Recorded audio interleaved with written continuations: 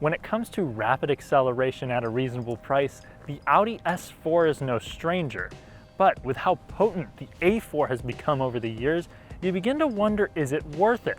So today I'm going to highlight the differences between the A4 and S4, and then I'm going to let them scrap it out to 60.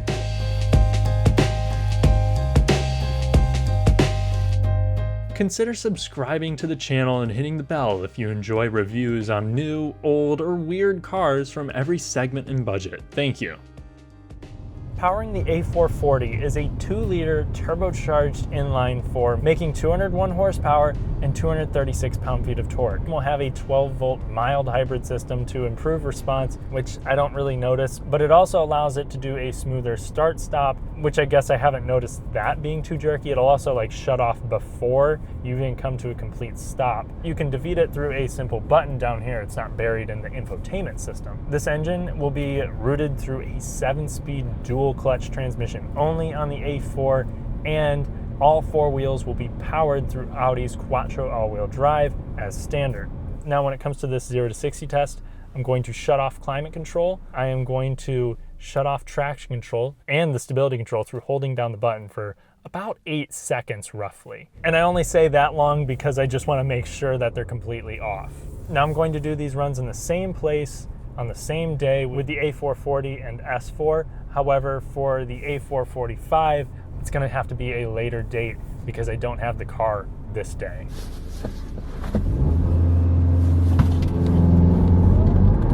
Definitely a lot of delay off the line there.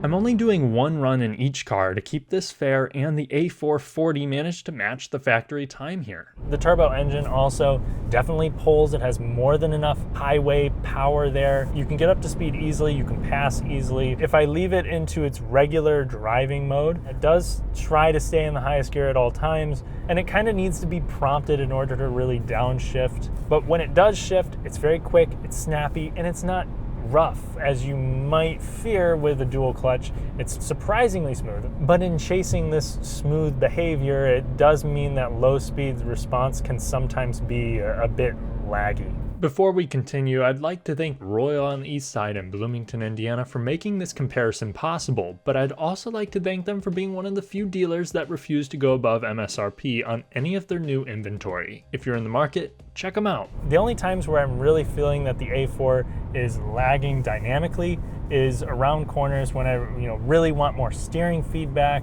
I want more engagement, and it just doesn't provide that. Still, the steering is direct enough. It doesn't change direction super rapidly. The suspension in the A440 is softer than the A445, which means that roads like this, it glides right over them. It stays very composed. But if you're someone who's gonna hustle your A4 over back roads, you're gonna find the A440 less than appealing. And as you get up into the higher speeds around corners, that's when that extra body roll that I was talking about really becomes apparent. For most people, the 40 will, I think, honestly work just fine, but for the little extra cost there to go to the 45, I still probably would. Now we're in the A445. Under the hood is the same 2-liter turbocharged engine. However, now it makes 261 horsepower and 273 pound-feet of torque. Now, unfortunately, both 40 and 45 models do take premium fuel, which I'm kind of surprised that the 40 doesn't take regular.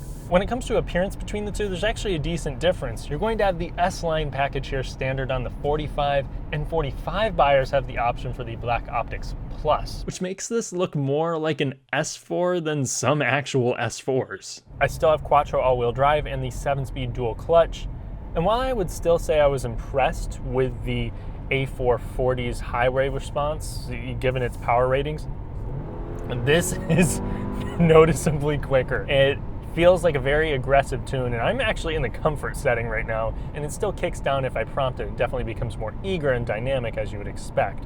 So now let's find out what 60 horsepower does for a 0 to 60. Now we are full operating temperature here. The DA seems like it's probably a little bit better today than it was for the other cars.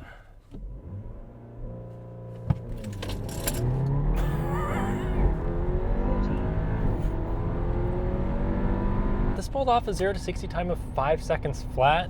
with a better DA, which might account for a 10th there. But I mean, honestly, compared to the S4, I'm really surprised. This does still have really good response. And feels aggressive. It approaches a gut-wrenching amount of thrust. While it's the same engine, it almost adopts a different personality compared to the 40. You do have the sport suspension standard now for the A445, something that's not going to come on the A440. It's going to give it a slightly lower ride height. This definitely does feel a little bit more controlled, but does come at the sacrifice of comfort, albeit not very much. It's something that I feel will be noticeable if you drive them back to back, but not to the point where I think it would prevent anyone from buying it. I used to think the sport suspension was not really worth it, but whenever I hustled the A440 around some smoother roads at higher speed, I did kind of notice where, you know, one could probably want the added firmness here that we do have. And yeah, you can punch it, brings you right out of corners, all the grip in the world. This is a really good handling car. It's just not very fun. None of these are gonna have too much steering feedback, but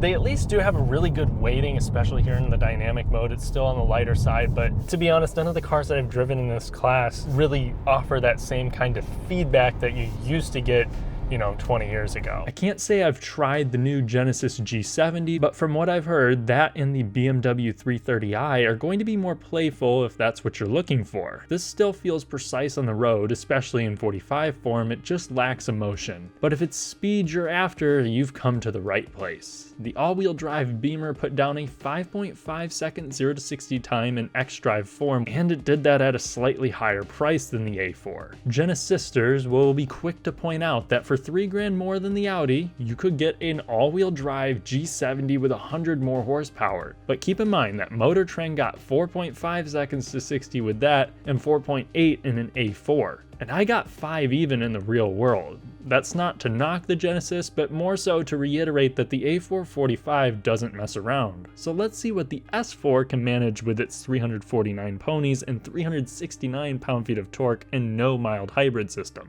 You have a 3-liter turbocharged V6, and it's hooked up to a 8-speed torque-converted automatic and not the dual clutch. This is obviously all-wheel drive. Without further ado, let's see what it can do to 60.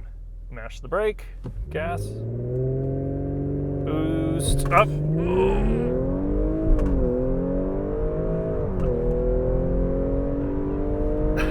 At 4.3 seconds, the BMW M340i will likely dust this. But I don't really care that much. The S4 takes off quicker than me when a girl at a party asks what time I was born. The acceleration is relentless. The 8-speed auto won't fool you into thinking it's a dual clutch, but it's smooth. On the road, you will have to wait a little bit for boost to send you into the back seat.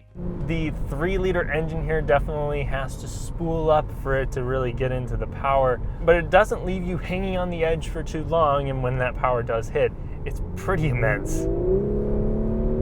And it also sounds good, especially when you have it in dynamic modes. And if you want to hear the difference in exhaust,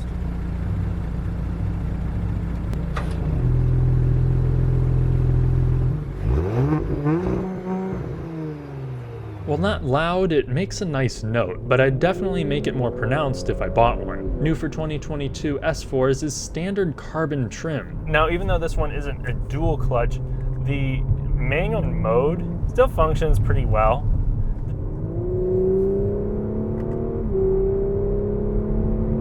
It's pretty smooth, and it's still snappy enough. For most performance driving, it seems to have a very good calibration. The S4 out the box does not have a super stiff, punishing ride. It's a pretty good balance between sport and comfort.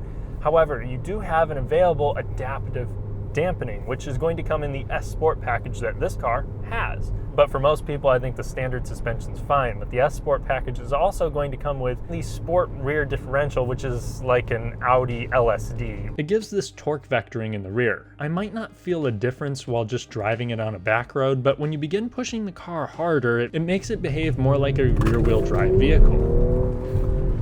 The Sport S package alone is easily worth it, but it requires that you skip the base trim, so we're over 59 grand now. Outside of the sensational G-forces, the S4 isn't particularly fun to drive. Even in dynamic mode, it's just not as engaging as I would have hoped it to be with the S badge. Still, it feels uber competent on a twisty road. While the steering isn't communicative or overly quick, it's precise. And with less body roll in either suspension setup than the A4, it makes its responses more urgent without having a punishing ride. And it doesn't feel like, it's trying to push all that much. Now, I have driven the RS5, and that definitely defies gravity more so than this does, and you would expect at that kind of price tag.